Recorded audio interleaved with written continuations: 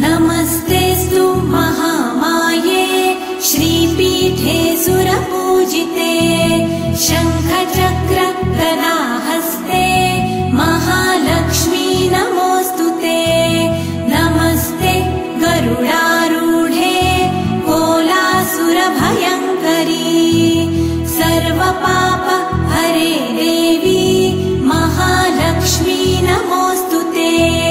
महादेव्यै च विद्महे विष्णुपत्न्यै च धीमहि तन्नो लक्ष्मी प्रचोदयात्।